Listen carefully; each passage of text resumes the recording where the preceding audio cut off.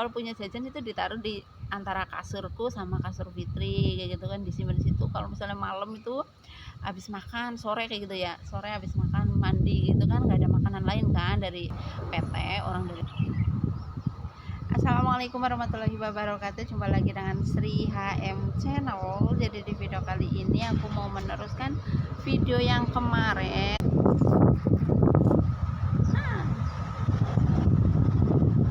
Jadi aku mau meneruskan video yang kemarin ya teman-teman. Kemarin aku bikin video yang mengenai TKW gitu, prosesnya apa aja kayak gitu. Nah sekarang aku mau ngasih tahu apa saja persiapan kita ketika kita akan ke PT ya teman-teman. Jadi ketika kita sudah medikal dan hasilnya fit, itu apa aja yang harus kita bawa ke PT ya teman-teman. Jadi yang harus dibawa ke PT adalah pertama kalian harus bawa baju, itu udah pasti baju ya. Terus peralatan mandi kalian juga harus bawa sendiri karena di sana tidak ada ya, tidak disiapkan. Aduh, anginnya kenceng.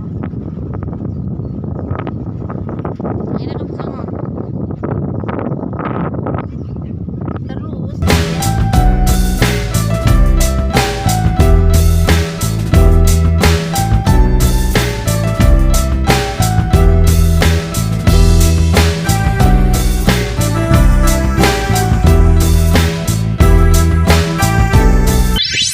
selain kalian harus membawa peralatan mandi, kalian juga harus bawa buku tulis ya teman-teman. Kalian harus punya buku tulis satu aja cukup, sama pulpen sama tip X.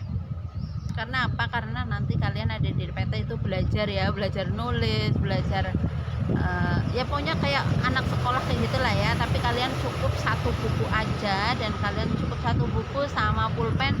Syukur-syukur teman-teman itu punya kamus ya. Kalau kalian nggak punya kamus, yang penting kalian kan sudah pegang HP gitu. Tapi alangkah baiknya kalau kalian punya kamus, biasanya kayak gitu ya. Jadi persiapan seperti itu. Terus nanti kalian juga akan dibawain buku lah ya untuk belajar bahasa tujuan kalian. Jadi intinya kalau kalian ada masuk PT, berarti kalian itu belajar ya, belajar bahasa kayak gitu. Terus di sana diajarin cara bekerja, cara membersihkan kamar mandi, cara masak, cara melipat baju, cara menggosok baju, terus cara merapikan kamar, intinya kayak gitu.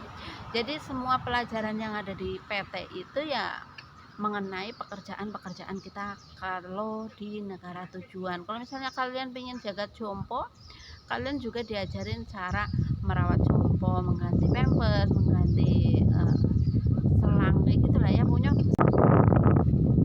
Lanjut, dan ketika kalian ada di PT itu, kalian itu nggak dimintain uang iuran apapun, itu enggak ya. Yang penting kalian adalah fokus belajar bahasa negara tujuan kalian kayak gitu. Terus berdoa, ikhtiar supaya kalian itu cepat dapat majikan gitu kan. Nah kalau di PT aku sendiri itu setiap hari Sabtu sore itu kalian pulang. Terus hari Senin pagi kalian harus sudah ada di PT. Jadi satu hari kalian bisa ada di rumah kumpul keluarga. Tapi ini kalau di PT aku ya. Kalau biasanya kalau beda PT itu beda cara, beda peraturan. Jadi ini aku ngomongin di PT aku ketika dulu aku proses ya. Jadi aku ngomongin ketika dulu aku proses di PT ku ya teman-teman, bukan di PT kalian. Mungkin kan setiap PT itu aturannya berbeda-beda. Jadi sekali lagi siapkan mental kalian, nggak perlu menyiapkan yang lain-lain lah ya. Yang penting kalian adalah fokus belajar bahasa negara tujuan kalian. Terus berdoa supaya kalian itu cepat dapat majikan kayak gitu ya. Kalau misalnya kalian ada di PT, kalian hasilnya udah fit, ya udah kalian fokus belajar sambil nunggu dapat majikan. Karena ketika kalian dapat majikan nanti kalian di apa ya namanya ya, interview ya. Kalian akan diinterview, maksudnya itu diajak ngobrol langsung sama majikannya dari luar negeri kayak gitu, perkenalan diri kayak gitulah ya, intinya seperti itu. Jadi untuk teman-teman yang memang pengen keluar negeri belum bisa bahasa ya nggak usah optimis ya, optimis pesimis ya, apa ya, yang kayak takut aku nggak bisa bahasa gitu, apa sih, pesimis ya, pokoknya optimis aja ya, pokoknya berpikirlah kalau orang lain bisa, kenapa kalian tidak bisa gitu loh. Semuanya pasti perlu pembelajaran, tidak begitu kita masuk PT langsung bisa bahasa, begitu kita enggak, semuanya itu melalui proses, semuanya itu ya dari nggak bisa gitu, dari nggak bisa terus belajar, terus lama-lama jadi bisa kayak gitu ya teman-teman. Persiapan kalian cuma itu aja. Di PT kalian itu punya loker satu per satu, jadi satu orang itu ada satu loker ya teman-teman, jadi ada tempat baju itu sendiri-sendiri lah, intinya seperti itu. Terus kasurnya juga sendiri-sendiri, biasanya kasurnya yang tingkat kayak gitu. Jadi aku, dan dulu tuh aku ada cerita ya teman-teman, aku tuh dulu ada cerita, dan dulu aku tuh bareng sama Fitriana Channel, aku satu PT sama dia, Fitriana Channel.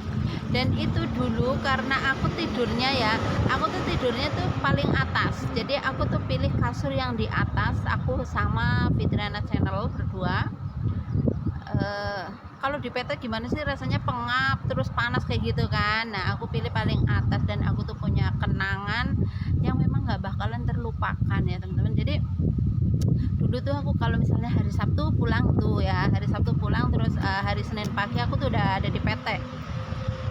Nah biasanya itu ya kan satu minggu di PT tuh, kalau di PT itu kalau nggak punya apa-apa ya nggak makan, dalam arti nggak jajan kayak gitu loh. Jadi makan ya jatah makan. Oh iya aku kasih tahu ya, jadi ketika kalian ada di PT itu kalian belajar, misalnya pagi HP kalian disita, ditaruh di kantor kayak gitu kan, ditaruh di kantor sampai jam 4 selesai pelajaran, biasanya HP baru dikasihkan ke teman-teman semua kayak gitu, sambil kalian pinjer, sambil kalian itu kayak absen kayak gitu, nanti HP-nya jam 4 baru dikasih ke teman-teman. Nah terus jam 12 itu kita itu istirahat ya teman-teman, kita istirahat dari pelajaran itu sekitar jam 12, kita makan. Jadi di PT itu ada yang jadwalnya piket, jadwalnya masak itu ya, ada misalnya aku jadwalnya masak, berarti aku yang harus masak kayak gitu kan, masak siang sama sore. Jadi kalau sekali lagi, kalau siang itu jam 12 itu kita istirahat makan ya, setelah makan itu sekitar jam 1 kita mulai pelajaran lagi sampai sekitar jam 4 sore. Nah kalau sudah jam 4 sore itu udah selesai, terus kita absen ke kantor. Setelah absen ke kantor, nanti HP kita dikasih tuh ke kita baru bisa mainan HP terus sampai malam gitu ya. Udah kegiatannya setiap hari cuma itu aja, nggak ada yang lain. Jadi kita benar-benar yang di situ ya digembleng untuk bisa bahasanya lah ya, intinya seperti itu. Jadi untuk teman-teman semua, dan aku mau lanjutin cerita aku ya, aku dulu sama Fitriana Channel itu satu kamar, aku pilih yang bagian atas. Nah itu aku tuh setiap hari Senin itu berangkat ke PT itu selalu bawa jajan ya, karena ya sekali lagi kalau nggak punya ya nggak makan, paling dikasih sama teman kayak gitu kan. Nah itu disimpannya di mana teman-teman, bukan di loker baju ya.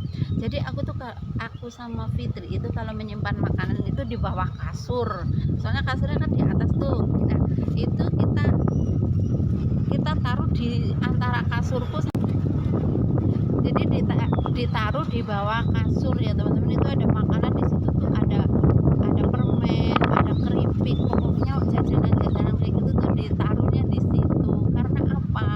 Karena di PT itu kan banyak orang ya, kalau misalnya kita makan bareng-bareng kayak gitu ya nggak bisa lah ya, dengan keadaan yang kita di kampung gimana sih, uangnya paling berapa kayak gitu kan. Iya, yang kalau misalnya orang yang uangnya banyak kayak gitu kan bisa jajan terus kalau kayak aku sama Fitriana kan nggak bisa kayak gitu kan.